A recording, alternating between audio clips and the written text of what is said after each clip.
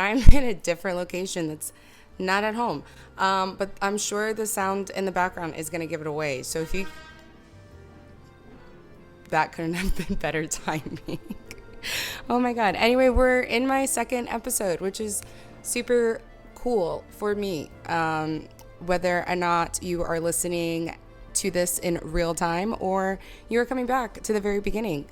Thanks. Cool. Also, I'm like so dumb because I was so excited about the fact that 6 people on SoundCloud listened to the first episode in like the first day because I didn't post the SoundCloud link anywhere, or at least I didn't remember posting it. So I was like, how do people find that? And then 2 people liked it and someone followed the SoundCloud page. So I thought that was really cool, especially because like I said, I didn't post it anywhere. So someone just randomly found it and listened to it and liked it. So thanks. Yeah.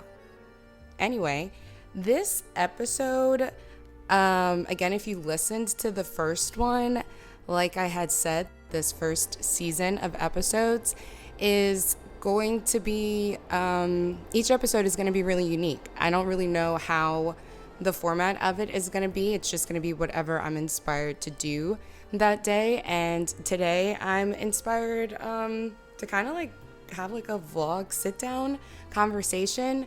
This episode is brought to you by Summer House Martha's. Actually, it's just because I watched the episode and there was a scene in a conversation in there that I was like, holy hell, I relate to this so much. So here we are.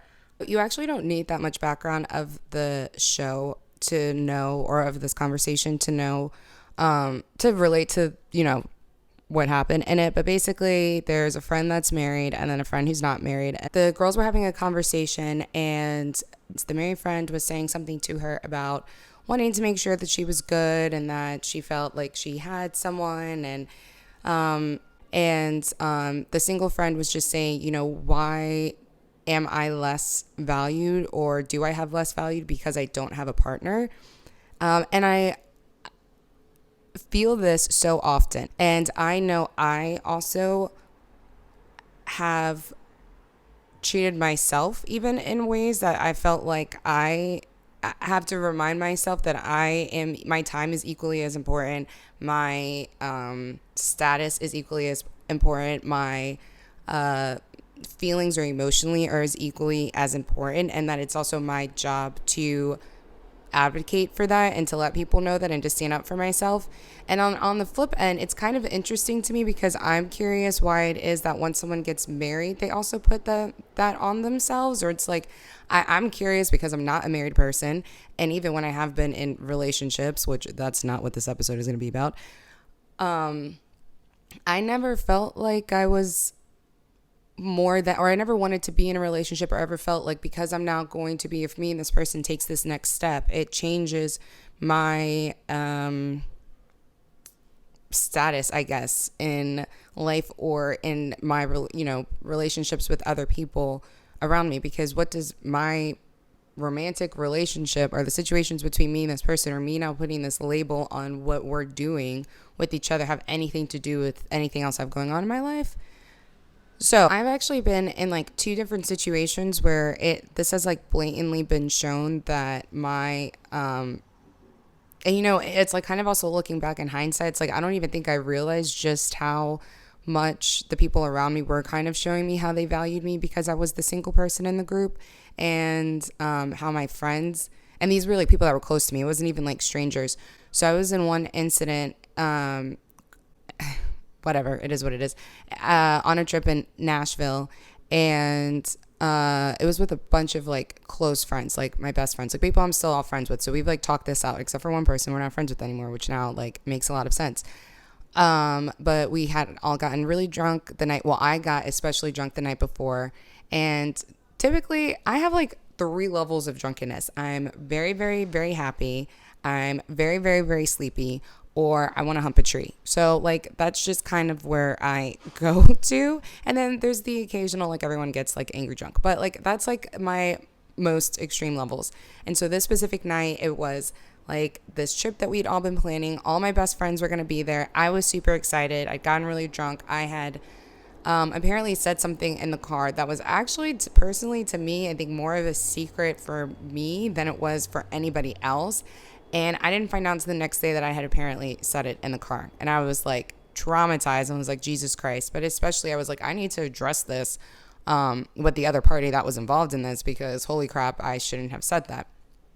She had seemed kind of upset all day, but I thought it was something that had happened between her and her husband. Like I figured they were, like I said, I knew I needed to acknowledge this, but I didn't think that the tension or weirdness had that much to do with me and what I had said. So later on that night, I ended up addressing, because again, we're also on this trip for her birthday. So I ended up going to address it and say something to her. Come to find out, again, later on, a lot more ends up coming out. There was a lot more going on with her and her husband, but I get raged on. Like all of that energy and all of the things that she was upset with her husband or just in general gets totally projected on me. Okay. I immediately was like, well, this is your birthday. I don't want the trip to get ruined. I don't want to cause any issues. Now that I'm thinking about it, I even went down to, did I say something to her? I can't remember, because I think I even went down to my best friend before going to talk to her and was like, okay, as a married woman, like, how do I address that? But that's the point of this. The immediate instinct of everybody to figure out how to address this situation was to accommodate her feelings as a married woman, and not at all to mine or just to any of us as just people or women or friends. And so after I got the reaction from her that I was not expecting, and I went down to go speak to my friends about the situation, and again, that was the first reaction. Like my best friend had said, well, as a married woman, I feel like, and like again, I kind of went along with it, but then had that moment of like, why is that the first response to it? How about just as a person, as people who are all close friends, why is this the way that we are reacting to this? Especially because, like I said, it had really not that much to do with the, it doesn't matter. The point of this is just that, again, my value as a person and my value as a woman too, in that was obviously less than, because I didn't have a partner. I wasn't the married person, and how I felt and how I deserved to be treated had more to do with my status, my relationship status, than it even had to do with what had happened. And the irony and icing on the cake of all this is those two aren't even married. So this thing happened. There was this falling out of friendship for 2 years, and you guys aren't even together anymore. So then flash forward, which also was just a clear sign that my ass does not need to go to Nashville, because I go again recently, and the first night we go, I actually got kicked out of a bar for potentially what I think was very racist reasons. And so anyways, the night goes on, everyone ends up getting really drunk, and one of the girls ends up losing her phone, which we don't know until the next night. Now, I ended up helping her get like through the end part of the night to get home. And so I knew, and for the most part, we all knew that it dropped somewhere. She probably left it somewhere. And because our like main goal was to keep her alive and get back home, we didn't notice that it would have fallen or anything like that. But this was like a whole thing all day that she had lost her phone. It was like at first like, oh, you know, one, just that sucks that she lost her phone. Then the obvious, like she was also really sick, and so we left her at home, so just being able to communicate. And then it was like her husband's probably freaking out because she doesn't have her phone, and la. So we were trying to figure out how to find it. Then when we first went out that night, we spent like a good maybe 45 or so minutes, 30, 45 minutes retracing our steps, trying to see if we can find it, knowing though that it probably was gone. We were in Nashville on Broadway. So we get to a point where we decide like it's probably, you know, over. And I go to, we're walking down the street, and I go to readjust my purse because I had like a small little satchel, and I didn't want anything to, I'm from New York and I know how this shit works. And I was like, the way that my bag was, there was just too much stuff in it. And so I wanted to reset it so that I didn't have the same issue and go to like pull something out and something falls, someone pickpockets me, whatever. I also had 2 little Jello shots in my purse. So I was like, well, let me go ahead and take these out because that's what's taking a lot of space. Let's take these. And when we get down to the end of the street, I'm going to adjust my bag because then I can have some space to do it without, you know, my things falling out or anyone being able to like, you know, do a little okey doke. I get down to the end of the street. It's like something in my soul knew. I look down and like my whole thing felt lighter. My phone's gone. I like immediately turn around to like shoot up the hill. I know though. I know immediately. I was like, it's gone. Someone took it literally from my back, and they were reading my mind and knew I have 2 seconds to take this phone, and took it. But I was freaking out because I traveled there I met all of them there. Some of them had came in pairs because some were coming from one area, like 2 different areas, and I was coming from a completely different area. So I had traveled by myself. Again, I'm the single friend that's there, so I don't have a boyfriend, husband back home, or another phone. I don't have another income, I'm not on someone's phone plan. I don't have any other form of transportation. And again, I am by myself. So I have no way of communicating with someone if there's an issue. I have no friend to go to be like, hey, could you call? I have no way of getting an Uber or car or anything to get back home from, the airport, because I don't have a phone at this point. So I was like, shit, immediately, like I need to go into because again, too, I know someone probably stole it. So I go to ask my friend to use her phone so I can call AT&T and like have my phone shut down, because my life is my phone because of the work that I do. So I have all of everything in there. I get contacted in that way. I work, everything is just in my phone. I have an Apple Watch. So I was like, also, because again, my immediate thing, and luckily by the grace of God, and I forgot this at the time, I was working for a company, so I had a work phone that just happened to be in my bag. I didn't realize that right away, but I did eventually put that together. But my first thought was I could call AT&T, have them shut my service off on my phone, and then get my service on my watch. So I'm trying to move fast, though, because I already know that the phone's taken. I don't want someone to get into it. I don't want them to be able to take or use my phone. And I'm also just in panic mode because, again, I don't have a backup person or anybody else. Like, I got to take care of myself. So, however, the unfortunate thing that happened was the same energy that went into finding the other girl's phone, or the same concern that there was for her phone being missing, was totally not there for me, to the point where there was more concern that I was using my friend's phone and the concern that something was going to happen to her phone than it was for the fact like, oh shit, Taylor doesn't have any, she's going to be alone by herself. So like we end up, and I don't want to take away because again, we came to Nashville for a birthday trip. So I didn't want to I didn't want to take more time away from having to search and do all these things. So I was like, I'll just follow behind you guys on the phone while we walk to where we're going. And we get to one of the bars. So I was standing in the stairwell while they were ordering stuff. And she had came to me and was like, hey, so, I'm almost done. And she like asked me what I was doing. And I told her like what my plan was and thought was. And she was like, oh, okay. And then she like walks away, and then she comes back and was like, hey, how's it going? I was like, yeah, I'm on hold. I'm like, this is so annoying. And she was like, well, what can really be done? And I was like, well, and she was like, okay, I'm just like getting nervous because we keep losing phones. And at that point I was like, well, this is weird, because for you to lose your phone, like at this point, someone would have to like mug me to get the phone. Like I would have to be the most careless person on the planet to lose the phone at this point. Cause I'm also like maybe 6 feet from them, if that's probably being too generous, because I didn't want to stay too far from them because I could tell she was being kind of weird about it. On top of the fact I didn't want to lose them. I didn't have any other phone except for her, so I wouldn't even know how to call anybody. So I was like, this is kind of odd. Like, why would I not, like, how would your phone go missing? So I wasn't really connecting it. I was like, maybe she's not really thinking about it properly. So I just kind of laughed it off. I was like, well, okay, yeah, I'm right here. So she goes back over there. Then someone else comes out and she's like, hey, so she's like really freaking out about the phone. And so at that point I'm starting to get annoyed, and I was like, you guys realize for someone or for something to happen to this phone, they would have to attack me to get it from me because I am on it. Like, I wasn't on speaker. I didn't have it like on an air thing. I didn't have it in my pocket. I wasn't holding it waiting for someone to call me back. I literally was standing in the stairwell with the phone at my ear. So again, at that point, I was like, the level of value of that situation was so apparent that it was very hurtful to me by the end of the night, because I just ended up hanging up and said, fuck it. Because I was like, if that's going to be because it got to a point where it was like, yeah, she can't even have a good time or get a drink because she's like that concerned about her phone. And I was like, obviously not about me.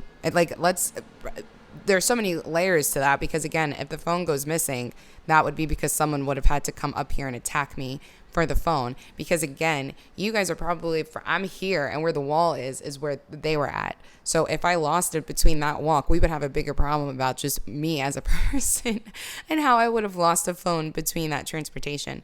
So all that is to say, like, seeing that, I like very much so related to it on her end, but also am just kind of curious why it is that, I don't know, it kind of sometimes makes me feel a little bit resentful about relationships or wanting to be in a relationship, because I think it's also unfortunate pressure that we put on ourselves as individuals in relationships, and the rules and how we're supposed to behave or act.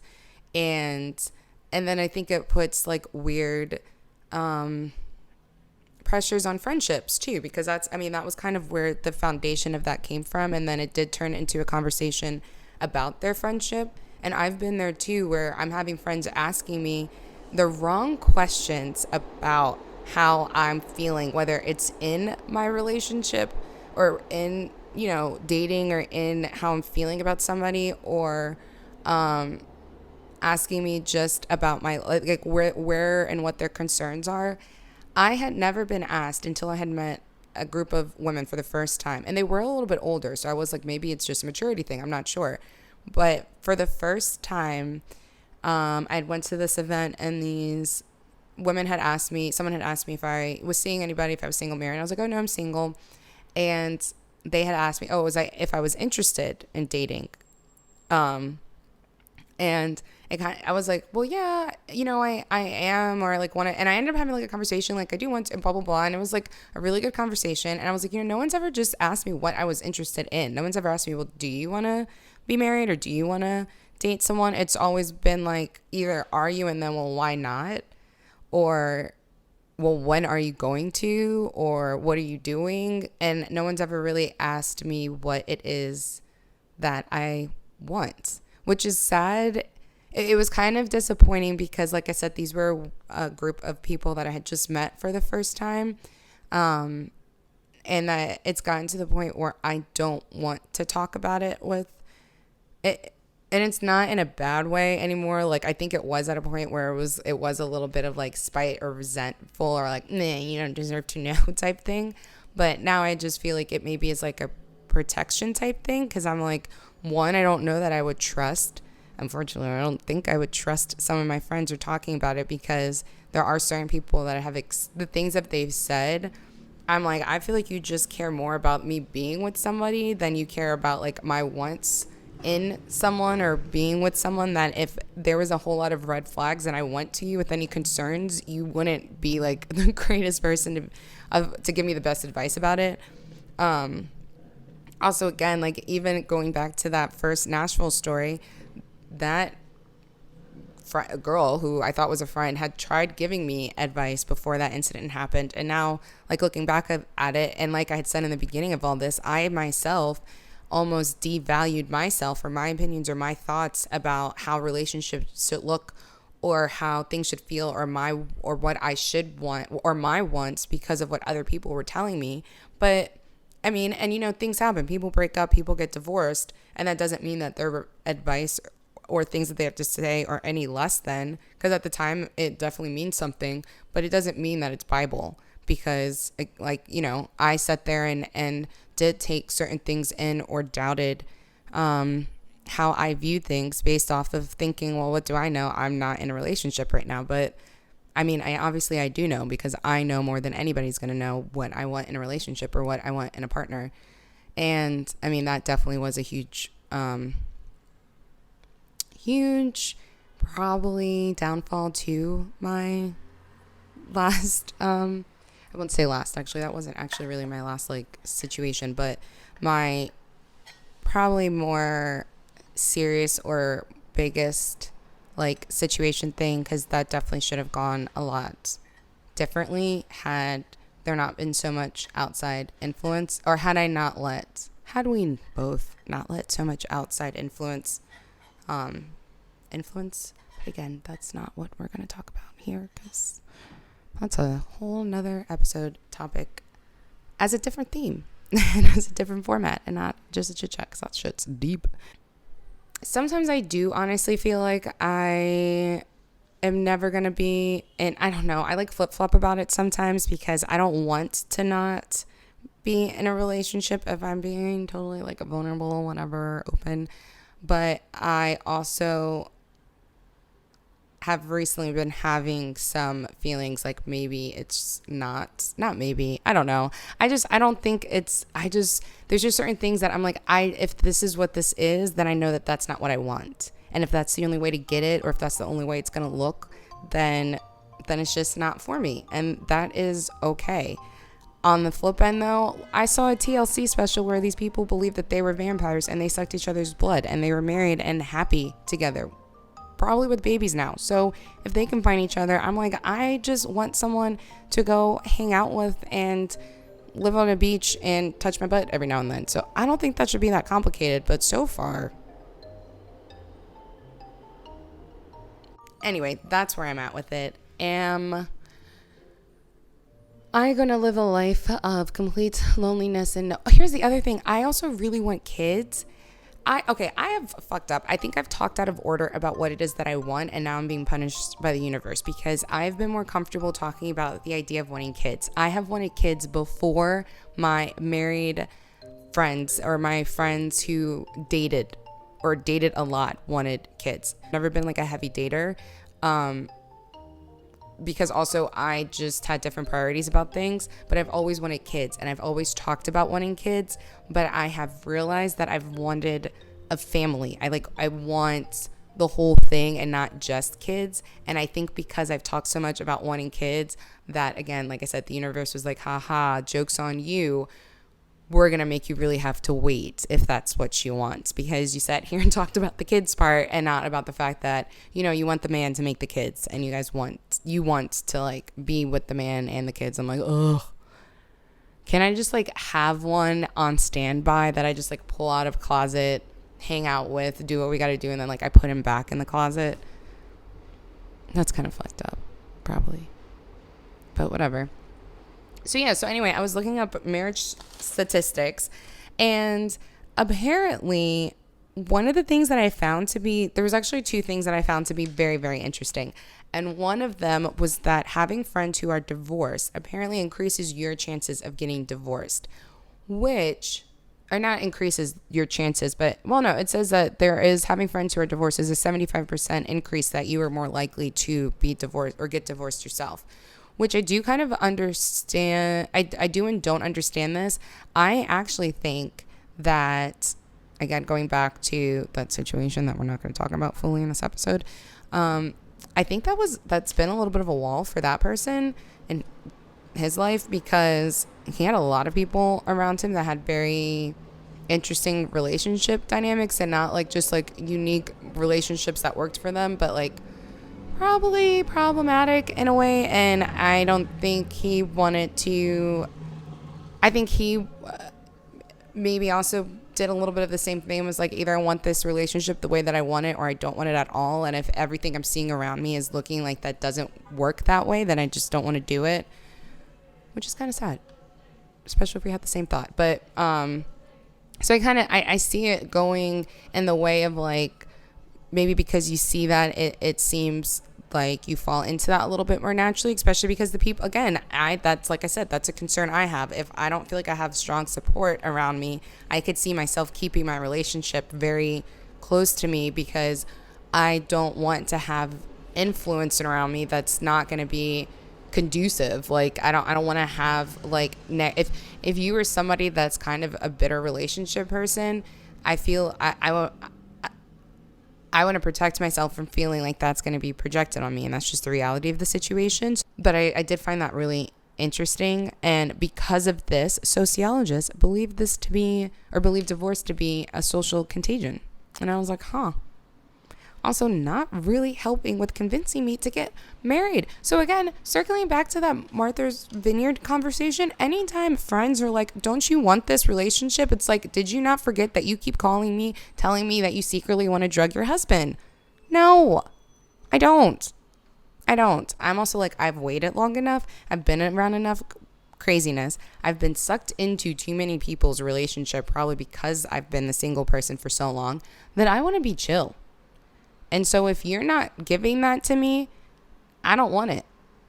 And again, I don't think that that's that complicated to ask for, but apparently it is, because a lot of people say they want that, but they can't actually give it. And is it going to be that simple? No, I know. I'm very aware. This is a very delusional conversation to myself, but I'm just saying, if I put it out there in the atmosphere, maybe I can find it. Maybe I can find that partner that we can just be chill. Like, it doesn't need to be that complicated.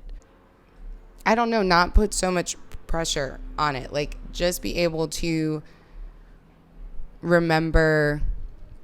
I guess the other thing for me is, and like I said, I've been single for a while now, and even though this is like, I don't know what, the fourth time I'm bringing up that situation that I'm not going to talk about in this episode,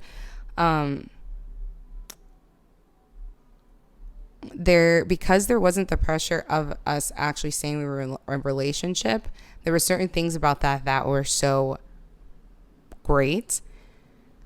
But because we weren't in a relationship, and there was obviously things that weren't great, which is why it didn't work out and didn't turn into a relationship, it was so bad. But the stuff that was so great, it's like, I want that, but in the relationship setting. And I think maybe it has set up a false idea of how you can do that, and that sucks. Because I just think too, like I was saying, for myself, it's like I've been single for a while, and even in that situation, because it was so chill, and I feel like we were separate people who were together, because that was the only person well, that's not true, I wasn't just hanging out with him, but I was mostly, like, in comparison to what he was doing, I was mostly just hanging out with him, but because we weren't together, we were still separate people. So to me, I'm like, for me to be in a relationship with someone, I just know that it should make my life easier. And that's something that I've never really understood about relationships. There's certain things that I feel like I shouldn't have to worry about anymore if I have a partner, because I've been doing things for so long by myself anyway. And I guess it does put like a lot of pressure, or like a very high standard or stake to it. Ow, my foot fell asleep.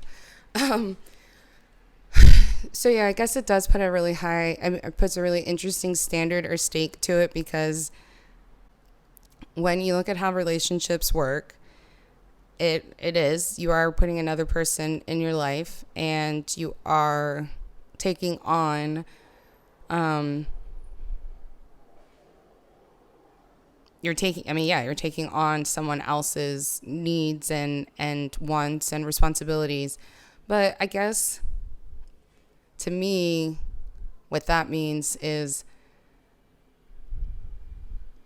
I guess I kind of see like a relationship more so being like a relay race. Like, we're on a team, and if we're at different points, it's fine. But the point of a relay race is that you eventually meet up to that other team member to pass them the baton. And in a relationship race, in a relationship relay race, sometimes you're running next to each other, both holding the baton, and sometimes you're like, hey, I need you to take this while I'm running this other part of the track. And I don't see why that should be a bad thing. I don't know. Like I said, there's sometimes when I feel like I am,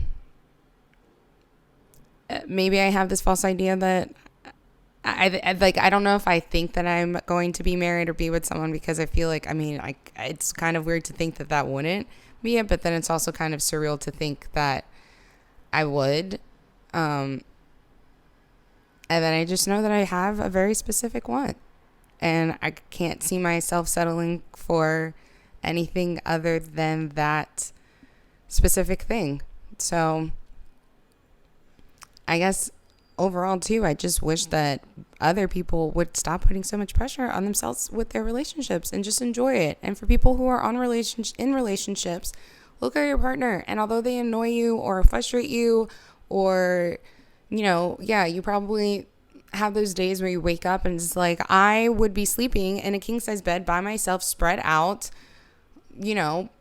with popcorn here or in pink sheets or whatever sacrifice it is that you're doing because you're sleeping next to somebody else, you still get to wake up to this person that you care about, that you love, that makes you happy, that when you are sick and you can't get out of bed can get up and get you water, or when you aren't feeling motivated or down can make you laugh or do something with you. I just wish people can remember that, like, yes, it's a lot and it's harder, or there's different difficulties that you're having in that relationship than you would have had when you were single. But in reality, it is, you have a person. There's two of you. That's why you have a partner. That's why it's called a partner. That's why a partner means what a partner means. It's someone there that's like working with you. It doesn't have to look all the same. And trust me, I know that. Like, anytime someone's told me, like, well, that's not how that works in a relationship, or that's not how that's going to go, or people don't do that, I can guarantee you there is no marriage that looks the same. There is no relationship that looks the same. There is no couple that does the same things or believes in the same things or says that the same things works for them. What you think is completely normal, I can guarantee you, I can tell another couple and they're going to think that you are nuts and not even understand how you guys like each other. That probably also is a little bit of my problem, is that to me, there is so many different things that I have seen that I'm like, I mean, a relationship can be anything that you make it. And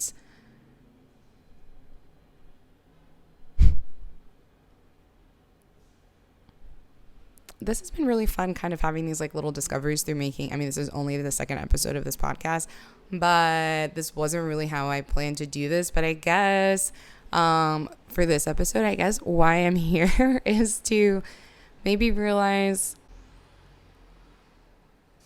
like what a relationship really means to me and what I actually want that to look like. And I think